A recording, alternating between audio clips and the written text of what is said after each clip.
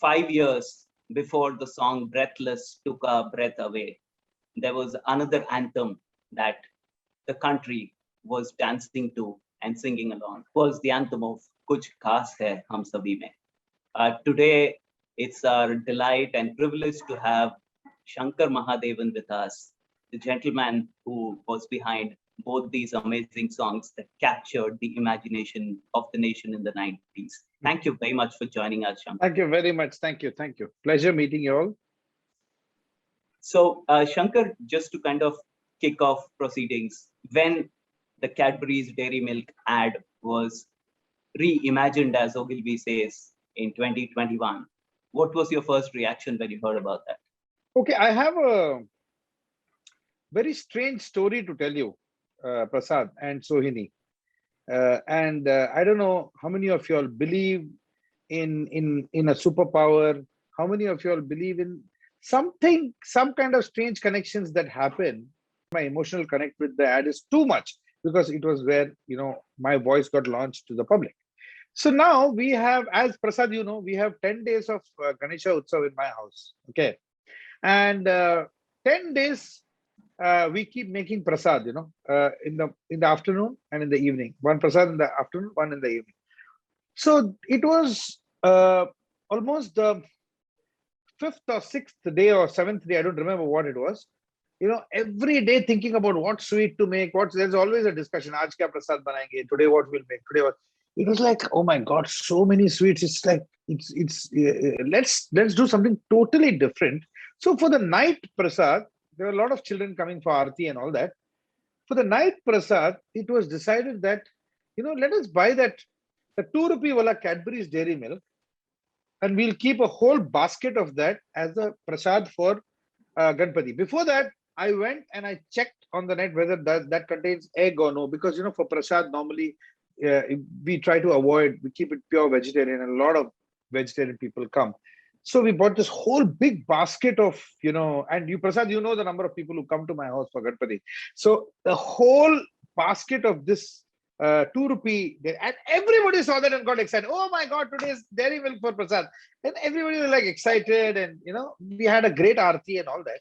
Next morning at 8 o'clock, I was just about, I got up and I got the first call I get is from Piyush Pandey in the morning. The Tiger, kaisa hai?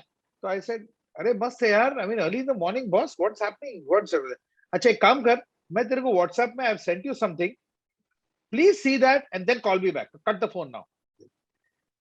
And I open the phone and I see this Cadbury's Dairy Milk ad. Can you believe this? Wow. This is the story. It's unbelievable. I got goosebumps. I said, oh my God, what is happening? Yesterday night, this whole thing about Cadbury's, no clue about this. And the morning, the first thing I see is this Cadbury's, and it was so beautifully done. It was a nostalgic moment because, music, it connects you to moments. It connects you to happiness. It connects you to emotions, So it just connected me to 20 years back when I had done this and how successful it became. So that is the story of the new Cadbury's ad. So there was some kind of connection. Strange. I mean, what are the chances that out of a million zillion sweets, you would choose Cadbury's Dairy Milk as a prasad for Ganpati Bappa during Ganesh Utsav? So this was the story that happened. So I really felt that it is a blessing that's come back to me in disguise. I mean, I think that's the best way I can put it, So that was my connect. Yeah. Amazing. What a beautiful story to begin with. It's really strange, man. Really strange. Yeah. Few days back, me, Piyush, Louis Banks, the creator of the jingle, we all met. And, when Louis played those first notes, we had tears in our eyes. So, you shared with us the story of the new Cadbury ad. Why don't you take us back to the time of the old Cadbury ad? How did you land on that project?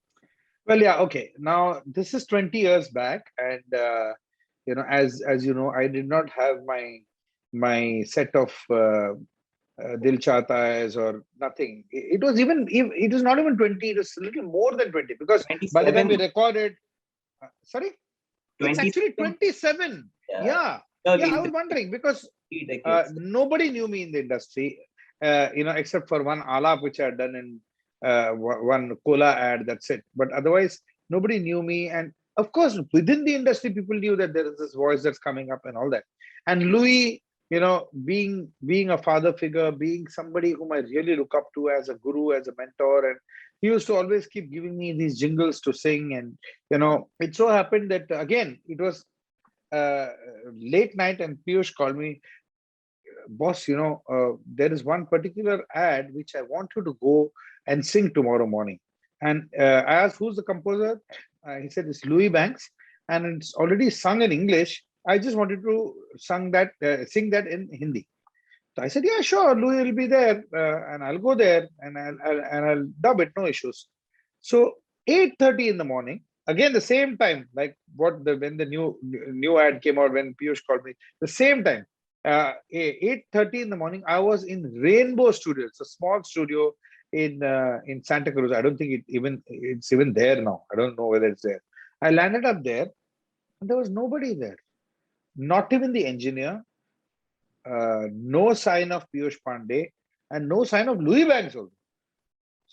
And I'm over there, and I'm a newcomer, and I'm a newcomer in the sense I did not have that kind of experience. So I'm wondering, what am I supposed to do? I've come to the studio. What am I supposed to sing? Kya ho raha hai? Then I called up Piyush. Piyush said, aa raha hai, aapka track aa raha hai. It's on the way. My assistant is getting the track. I said, your assistant, what happened to, where is Louis? No, Louis is in Calcutta. I said, Louis is not there. Then what am I going to sing? Who's going to conduct me? There was this Brij Bhushanji who used to Yeah, of give course. voiceover. That's a Amazing legend. person. The He legend. came with the lyrics. He got me the Hindi lyrics, and he was there with me. And he dictated, and he wrote it in his beautiful handwriting, and he gave it to me. And I heard the English track beautifully sung by Gary Lawyer, and I was a little, overwhelmed. My God, what am I going to do to this song? Then I thought over it, and I said, let's see, if I tried to sing the Hindi exactly like the English, then the whole Indianness of the thing will just go, because it's like, there are you must be seeing many ads which are sung in Hindi, but it sounds like an English song. You know what I mean? Because the phrasing, the way you. So I called up Piyush again. I said, you know what, Piyush, this is a beautiful jingle, and it's got its own beauty in English. But is it okay if I use my inflections, and if I use my head, and try to Indianize it a little bit, so that we have it for our market, this market, the Indian market. A regular housewife or a regular household can connect to that kind of a tune. So knowing Piyush, अरे तू कर यार, तेरे को जो चाहिए कर, it's your baby, just do it. And then I called Louis again, because I can't do anything on my own without these maestros' permission. I called Louis. I asked Louis, Louis, this is sounding, this is a very Western sounding song, and the lyrics are in Hindi. It's very Indian lyrics. So is it okay if I just Indianize it a little bit as far as inflections and my? He said, don't worry, it's your song now. Just do whatever you want with it. So this is the beauty. This is about trust. The trust that they had in me, and they just said, take it, it's your baby, just do it. And I just, after writing, I just sang the song alone in the studio. There was nobody over there, and I took each inflection and I Indianized it. See, there's something so real in everyone, कुछ खास है हम सभी में. This mean, हम सभी में. This is not there in English. हम सभी में बात है, खास है. So it is the same melody. I just put it into. It's the same good-looking guy. Today he's wearing Dolce and Gabbana, and tomorrow he's wearing a chudidar kurta. It's like that. So I just dressed him up differently and presented it, and sure enough, it was one of the landmark jingles that I have sung in my career, and very many people appreciated that jingle, including the great SP Balasubramaniam. SP Balasubramaniam, one day we were doing a show, and I was just going to sing one or two songs, and it was his show, I was just going to sing. So I went. He was sitting down, and he he was there. I just took it autograph. Sir, can you give me an autograph? So, what is the name? I said, he didn't even look up. He said, what's the name? I said, Shankar Mahadevan. So then he looked up. Oh, you are the gentleman who sung the Cadbury's ad, isn't it? So I said, yes, sir. So sweet, you've heard it. So, okay. Then he took another fresh page and then he wrote, to the future #1 artist of this country. I said, sir, what are you writing? He said, just shut up. Let me write whatever I want to write because I know this is going to happen. Because I don't think anybody can reach that sur that you have done with that kind of feel in this particular ad. So, uh, just an example as to how many people appreciated this. So I've got a lot of blessings for this. And it was a stepping stone into many avenues in the musical industry for me. So it is very, very important piece of music for me. Brilliant. What lovely stories coming out. My question is actually linked to a brief mention of Brij Bhushan that you made. Okay, now Brij Bhushan ji is a legend, and in one of my conversations with him, we spoke about, that advertising jingles often take a lot from film music. Now, because there are a lot of jingles that are probably inspired by Hindi film music or Western music and so on. Now, has the day come for a Kuch Khas Hai to probably, become a single or maybe become something larger than? Prasad, you won't believe that day when three of us we met and I sang the song, Louis played it. We just felt that it has to get eventually become into a whole song, definitely. So probably we are meeting and we will write an antra. Louis will compose the melody because he's the composer of the first part of the thing. So I said, yeah, I'll come and help you, whatever just do it together. And Piyush said, yeah, I will write some lyrics, and it has to become into a song because you just feel like hearing more of it, So definitely it's going to become into a song, undoubtedly. I think what not just India, but the world needs at this time is hope. And everybody looks at the Cadbury song probably as a nice jingle, but I also think it's an anthem for hope. Of course, it's looking it's looking at one's own self and saying that, hey, I've got something in me and I need to explore that. That's so important, to understand that each person is important in this universe. How are you seeing the, reactions to the old and the new? What is today you judge the reactions by the number of forwards you get on your phone, and it's so sweet that people forward my own jingle back to me. And I must have got about 100, 125 of those as a forward to me only. I said, wow, this is great. I mean, you're forwarding my own jingle to me only. So this is great. But it is just people's love, and that people are just talking about it. And the whole idea, of reversing the thing, but maintaining the sanctity of the earlier track and maintaining the purity, because that had created history. It's exactly like how we created Katyar Kalzak Gusli again. We had to maintain the purity of the original play when we got out the new version. So similarly, this also, you can't shadowify and create one like a dubstep track or something like that and try to modernize, because somehow people feel that youth means they listen to a different kind of music. It's not that. Youth also listen to melodic music. Youth also listen to spiritual music. You should not underestimate the youth of today. So I think it's beautiful that they retained the earlier track, but the film also, I mean, it's got such purity. So nobody has ever said that, oh, that was better, this is bad, this is better, that was bad. No, people just loved it unanimously. Lovely. And, on that note, I would also like to ask you that, when you hear the same jingle 27 years later, and, this is not to take anything away from the original, but as musicians, the perspectives often kind of just keep growing over a period. And this is like quite a long period of 25 plus years. So looking back at that now, you have done it differently. Well, Yeah, I mean, see, doing music, no, is like it's like painting on an empty canvas. There's no end to it. There's no end to it. It's like you're given 24 colors, and you're given an empty canvas, and you can just you can just do whatever you want. There's no limit to creativity, Prasad.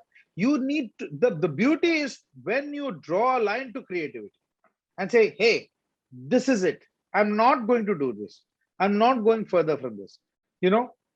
Like a song like Kal Ho Na Ho, we could have just put in like 10,000 voices, and it's just one piano and one voice. That's it. See, you should know where to draw that line. Similarly, in this thing, yes, we could have created the same jingle in 1,000 different melodies and 1,000 different arrangements. And probably they'll be good also. But music is not about just a melody and a set of lyrics. There are many things attached to music. There are memories. There are moments. I'm sure that when you hear a particular shloka, it just takes it back to your childhood. Uh, there are certain shlokas I hear. I remember my father, when I was 4 years old, he used to chant that. So music is a trigger. It's almost like a time travel. You travel in time when you listen to music, and it brings out emotions. The first time you met your girlfriend, or the first time your mother gave you a gift, or there was a family union when you played for this. So there are many things that come out of a musical piece. So this Cadbury's jingle, a lot of emotions are attached to that. So of course you can do it 1,000 different ways, but but you can never recreate those memories again. So that's the thing.